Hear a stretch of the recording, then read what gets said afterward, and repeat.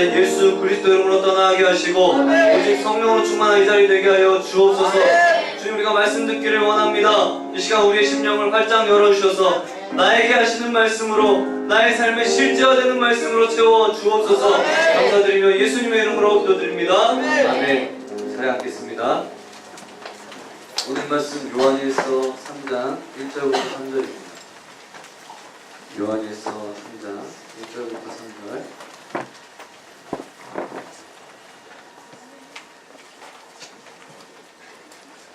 보여요? 불 꺼줄까? 한 절씩 우리 세 절이니까 우리 같이 읽을까요? 그냥 처음부터 시작. 보라, 아버지께서 어떠한 사랑을 우리에게 베푸사 하나님의 자녀라 일컬음을 받게 하셨는가. 우리가 그러하도다. 그러므로 세상이 우리를 알지 못함은 그를 알지 못하리라. 사랑하는 자들아, 우리가 지금은 하나님의 자녀라. 장래에 어떻게 될지는 아직 나타나지 아니하였으나 그가 나타나시면 우리가 그와 같을 줄을 아는 것은 그의 참모습 그대로 볼 것이기 때문이니 주를 향하여 이 소망을 가진 자마다 그의 깨끗하심과 같이 자기를 깨끗하게 하느니라. 아멘. 조금만 낮추고. 자, 여러분 반갑습니다. 우리 한번 됐어요. 옆에 분들과 한번 우리 그 기둥을 마주치시면서 인사하겠습니다. 사랑합니다.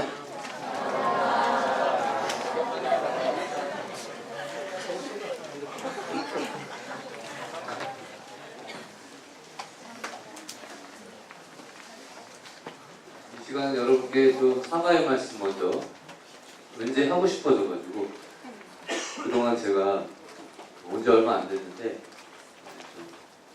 설교 중에 좀 하드하거나 거친 모습이 설교 중에 있었다면 용서해 주시기 바랍니다. 사과드립니다.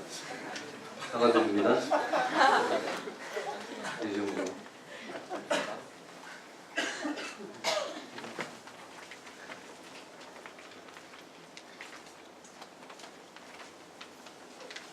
나이아가라 증후군이라는 말이 있습니다. 나이아가라 폭포 아시죠? 네, 고치로? 더 부드럽게 말해?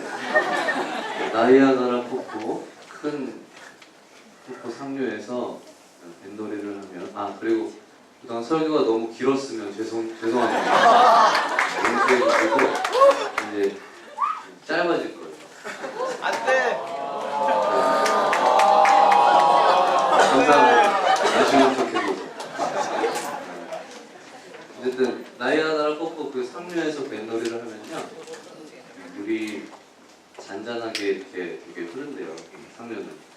그래서 밑으로 내리는데 어느 정도까지 이렇게 내려오면 반드시 정신을 차리고 다시 거슬러 올라가야 된다고 말을 합니다. 왜냐하면 이 거슬러 올라갈 시점을 놓쳐버리면 너무 많이 떠내려와서 나중에는 급류에 이렇게 휩쓸려서 더 이상 올라가고 싶어도 이제 거슬러 갈 수가 없게 된다. 그래서 실제로 이제 1년에 한 서너 명씩은 이런 식으로 빠져 죽는다고 합니다. 그래서 나이아가라 증후군이다. 여러분, 우리 인생도 마찬가지로 돌이켜야 될 시점을 놓치면 어느 순간에 우리가 정신을 차려보면 늦는 수가 있습니다. 우리 신앙도 여러분 마찬가지로 나이아가라 증후군, 너무 많이 떠내려가면 그렇게 된다는 것입니다. 우리 2017년 시작하고 어느새 하반기가 시작됐습니다. 접어들었습니다. 이때에 우리가 영적으로 우리 자신을 다시 한번 돌아보십시다. 어떻습니까? 오늘 여러분과 함께 돌아보고 싶은 것, 그리고 하반기 전체에 여러분과 함께 나누고 싶은, 공유하고 싶은, 함께 나아가고 싶은 스피릿, 오늘 말씀입니다. 우리가 열심히 살기는 살았는데 영적으로 정신을 한번 차려보니까 우리가 급하게 다시 물살을 거슬러 올라가야 돼. 그런 자리까지 우리가 혹시 와 있는 것은 아닌가. 오늘 이 말씀으로 한 번 더 돌아보면 좋겠습니다. 사도 요한이요, 편지를 받고 있는 사람들에게 그들이 다시 서야 될 자리, 다시 그 물살을 거슬러 올라가서 서야 될 자리가 어딘지 확실하게 좌표를 찍어주고 있습니다. 그래서 핵심 말씀이요. 1절 중간에 보시면 1절 한번 띄워줄래요? 1절 중간에 보시면 이렇게 돼 있어요. 우리가 그러하도다. 찾았어요? 여기 세 번째 줄 보여? 우리가 그러하도다 하는 이 말입니다. 우리가 그러하도다. 오늘 이 말씀이 여기 앉아 계신, 오늘도 그냥 우연찮게 온 게 아니겠죠. 하나님께서 말씀하고 싶으신데 오늘 이 말씀이 여기 계신 우리의 마음을 진동하면서 정말 울릴 수 있기를 바랍니다. 우리가 그러하도다. 이 무슨 말이냐? 1절 보니까 아버지께서 어떠한 사람을 우리에게 주사 하나님의 자녀라 일컬음을 얻게 하셨는가? 우리가 그러하도다. 우리가 어떤 사람인 줄 아느냐? 그 말이죠. 다시 말해서 우리가 얼마나 대단하고 엄청난 사람들인 줄 아느냐?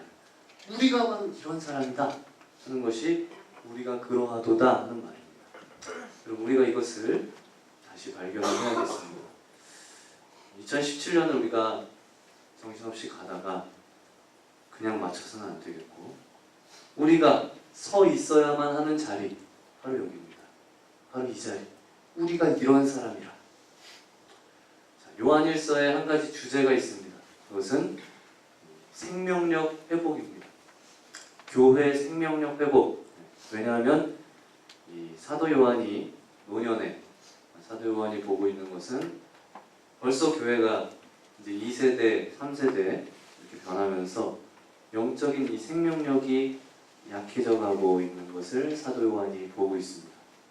뿐만 아니라 설상가상으로 교회 안에 기독교 이단, 영지주의라고 하는 그런 기독교 이단이 교회를 지금 어지럽히고 있습니다.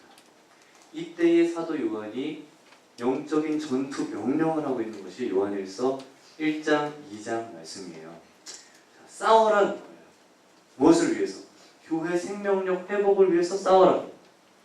그래서 1장, 2장에 그 말씀을 하고 나서 바로 오늘 3장 1절, 2절, 3절 여기에서 사도 요한이 우리가 영적으로 싸우고 일어날 수 있는 힘의 근원지, 에너지의 근원지, 마치 영적인 충전소와 같은 그런 자리로 우리를 데려가고 있어요.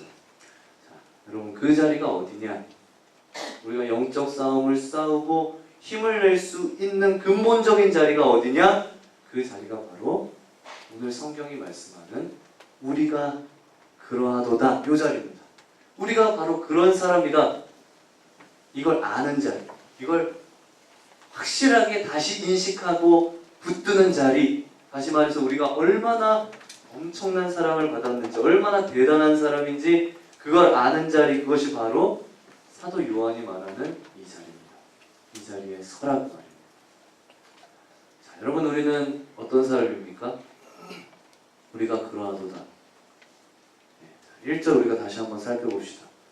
보라, 아버지께서 어떠한 사람을 우리에게 베푸사 우리로 하여금 하나님의 자녀라 일컬음을 받게 하셨는가. 여기서 보라 하는 것은요, 깊이 쳐다보라는 말이에요. 깊이 생각하고 깊이 쳐다보라는 거예요. 그러면서 우리에게 하시는 말씀이 여기 아주 중요한 말이 하나 나오는데, 어떠한 사랑을 주사 이 말입니다. 어떠한 사랑을 우리에게 베푸사 이 말이에요. 여기는 이 어떠한 사랑이라고 할 때 이 어떠한이란 말은 포타코스라 그래가지고 우리 한글 번역을 우리가 그냥 대충 읽어버리면 그냥 대단하고 놀라운 그런 감탄사처럼 느껴지는데, 물론 감탄의 뜻이 있습니다. 근데 이 말 속에는 감탄만 있는 게 아니고 어떠한 이 말은 감탄 속에는 여러분 이 이국적인 그런 뜻이 있습니다. 이국적이라는 말 아시죠, 여러분? 이국적인, 딴 나라에서 온 말입니다. 쉬운 말로 하면 생소한, 대단히 생소하고 대단히 우리에게 낯선 그 말입니다. 낯선, 이걸로 하면 되겠네요.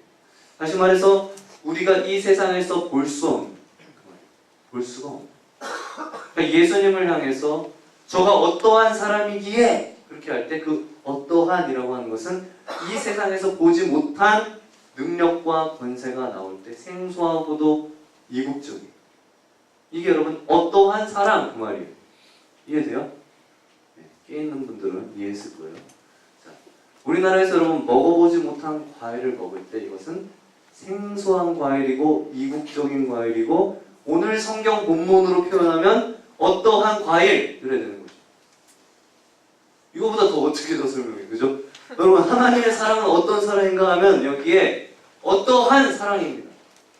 다시 말해서 이 세상에서 전혀 볼 수 없었던 이국적이고 생소한 사랑, 이 사도 요한이 우리에게 지금 이 말을 하고 있습니다.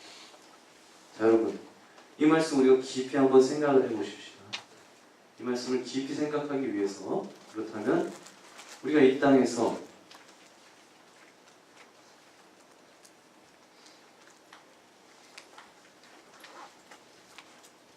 이 세상에서 볼 수 없는 사랑을 우리가 생각하지 말고 한번 볼 수 있는 사랑을 우리가 한번 생각해 보십시다. 우리가 이 땅에서 볼 수 있는 사랑, 어떤 게 있을까요?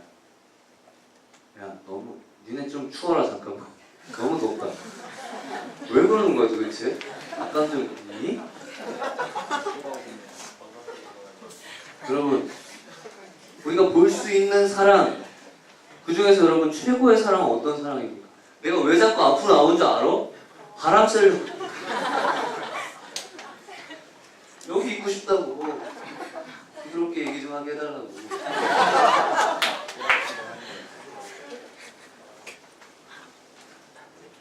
어떤 사랑이 있을까요? 볼 수 있는 사랑 중에. 누가 한번 얘기해봐요. 부모님. 역시나 가장 먼저 생각나는 것은 부모님 사랑, 어머니의 사랑, 그 사랑입니다. 볼 수 있는 사랑 중에, 미국에서 여러분 이런 일이 있었습니다. 한 젊은이가 실수로 살인을 했습니다. 경찰에 체포가 되어서 재판을 기다리고 있는데 어머니가 방문을 해서 묻습니다. 얘야, 너 정말 사람을 죽였니? 이 아들이 아니요. 어머니가 경찰과 재판장에게 주장을 합니다.